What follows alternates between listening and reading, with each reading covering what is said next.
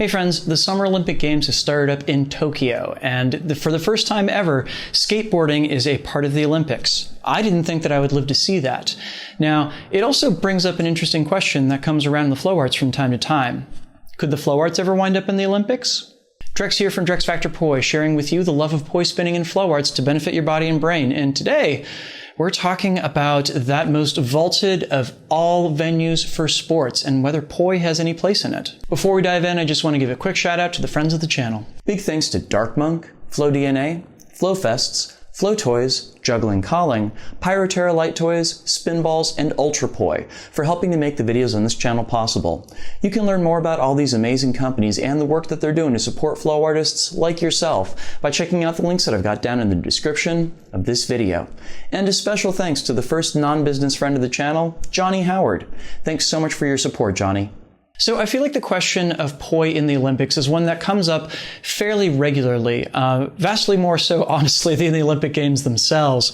And it's not hard to see why. It is an enormous stage upon which any sport can play out. And the idea of having a pastime or hobby that gets featured in the Olympics is something that's quite an aspirational thing to a lot of people. And with skateboarding now part of the Olympics, which, let's face it, 2 decades ago, absolutely nobody would have believed was possible, it does kind of open up that question again and say, hey, would it be possible? And if so, how? So, do I think that poi spinning and or any other flow art could wind up at the Olympics? Short answer is yes, but it would be really challenging. And I want to identify the challenges behind that. So first and foremost, there's the process of how any sport becomes an Olympic sport. That is, there has to be a worldwide federation that puts on competitions and that puts together the governing rules of those competitions. It comes up with a way to score different competitors. It comes up with ways of basically identifying who are the top competitors in all these different sports. It has to have a proven track record of doing this all over the world, and then it can try and integrate itself into the Olympics. The International Olympic Committee doesn't actually come up with the rules for any one of these sports. They all come in with their rules already set. And this is problem number 1 for poi spinning and flow arts, because with the exception of juggling, there's really no flow art or flow art adjacent kind of area that already has really well-developed and worldwide competitions in which the results are recognized by, well, everyone. There are plenty of small scale competitions that might just happen at a fire festival or, a one-off thing at a club or what have you. But in terms of stuff that is seen and kind of absorbed by the wider community, we haven't seen that really happen. Challenge number 2. So the Summer Olympic Games are pretty notorious for being uber competitive, not just in terms of those participating in the sports, but also in terms of getting the sports in them in the first place. When it comes to sports, there are far more of them that we do when it's good weather outside as opposed to when it's snowy outside. So the Winter Olympics usually, has a little bit more of a challenge filling up its roster than the Summer Games do. The Summer Games tend to be really, really difficult for any sport to get into. Skateboarding may be enjoying its Olympic debut, but what other form of competition has been trying for decades to get into the Olympics? Ballroom dancing. There's no shortage of other competitive physical activities that want to get into the Olympics, but just haven't yet. Should also be said too, in terms of flow arts adjacent, there's at least 2 to 3 different frameworks for competitive juggling out there, and there are efforts to try and get them into the Summer Olympic Games. There might be some lessons that we can learn both from the journey of how far juggling has come as well as why it hasn't gotten in thus far. So not only do we have to have a worldwide governing board that deals with flow arts and or poi spinning competitions, but it also has to work its way through the other sports that want to get featured in the Olympics and make the IOC think that, hey, there's a lot of people that are going to want to watch this and it's going to be in your best interest to feature it.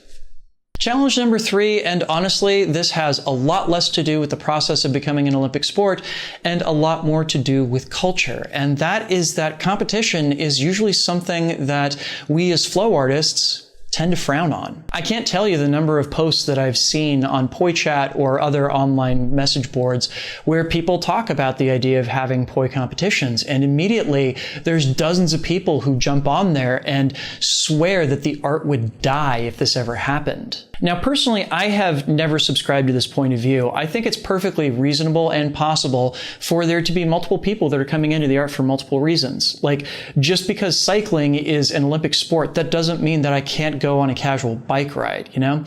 But it does happen that there's a lot of resistance to the idea of, you know, flow arts and poi spinning becoming more mainstreamized, for lack of a better term. And of course, there's a lot of people who come into the flow arts specifically because they dislike the competitive nature of other sports. And I personally think that flow arts is one of those places where we can easily be both competitive as well as friendly. Co-opetition is the word that I've heard used on this occasionally. And I think that, you know, if we provide a venue for people to, you know, really hone their skills in order to win competitions and everything, that the necessary endpoint of that is not necessarily that everybody in the flow arts becomes a huge jerk, but that we find new ways of collaborating and new ways of inspiring each other. That's just me, though. There's a lot of other opinions on this matter out there. So, to summarize what I've got out there so far, we would need to change some cultural elements of the flow arts to make people more amenable to the idea of competitions. We would need to go ahead and create a governing body to run worldwide competitions. And we would need to work our way through the competition of other possible Summer Olympic sports in order to get featured. It's a tall order, but it's not an impossible one by any means. So, would I personally like to see poi spinning in the Olympics?